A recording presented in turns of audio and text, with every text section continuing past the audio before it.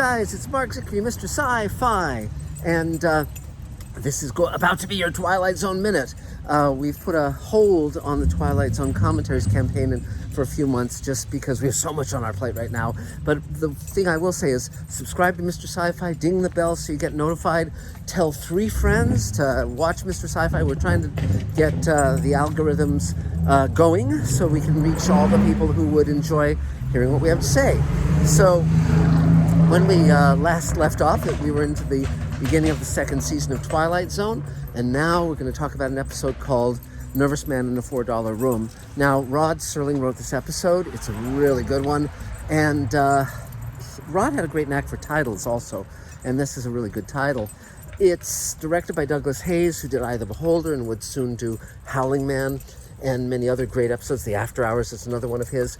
And Doug was a very, very, very talented man. And this is about a cheap hood who is finding himself being directly talked to by the noble, good part of himself because he's at a crossroads where he can either go down a dark path or not.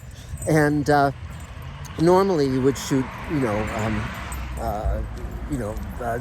basically the equivalent, the black and white equivalent of a green screen where you would matte the other guy in later, etc. But Doug wanted, as the character appears in mirrors and so forth, Doug wanted him to be there so that the actor could emote with him. So they shot all the stuff with the good self in the mirror, etc. Before they shot the stuff on the sets.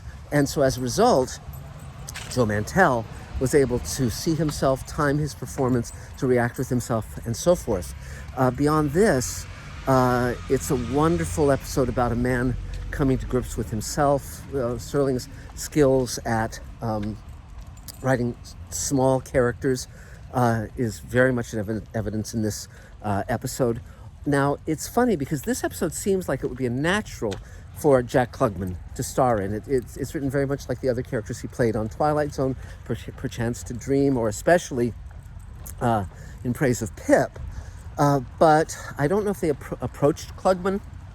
If they did, he was unavailable at the time, or if not, they got Joe Mantell. Now, Joe Mantell is wonderful in this episode as well. He's not as well known as Jack Klugman, but if you watch the movie Chinatown, he's the one at the end who says to Jack Nicholson, "Come on, Jake, it's Chinatown," and he's in many, many, many other wonderful movies and TV shows. So you can definitely check him out on IMDb, and that will lead you to other wonderful Joe Mantell performances. But this is basically, he carries this episode. There's other characters, including William D.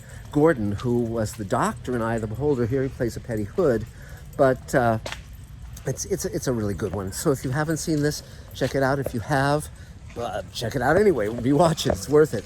So that's about it for now. So again, do all the things I said at the beginning: like, subscribe, comment, ding the bell, tell your friends, and we will be back again real soon. Take care, guys.